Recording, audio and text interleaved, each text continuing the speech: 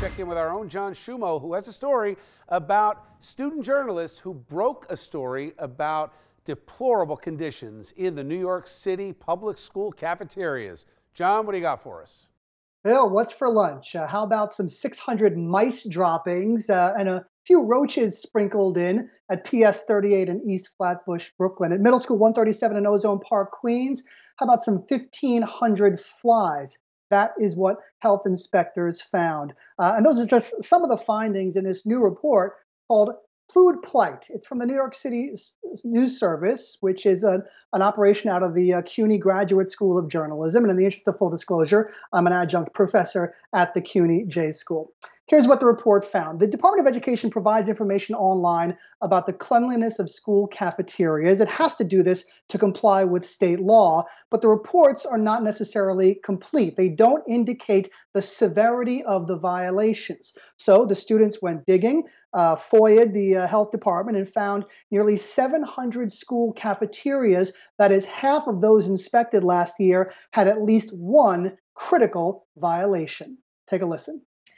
So there's a whole range of critical violations. Some of them are when you actually see mice, cockroaches, flies, and other insects.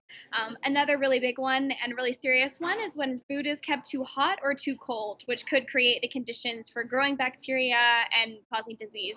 So we've got some mice, some rats, some roaches. What's being done about it? Here's the problem, Bill, historically. The health department inspects the Department of Education, two city agencies, and the city certainly can't fine itself. So they go for education. They try to inform the school food workers and also the students on how not to contribute to the mess in the cafeteria. The president of the union, I should point out, that represents school food workers, says there is an answer to this: hire more workers, at which point they'll kill some more roaches, I guess. Is it that it sounds much worse than it is because there are so many schools, and when you aggregate all these stories, it sounds awful, but individually, I mean, fly is not a huge deal, right?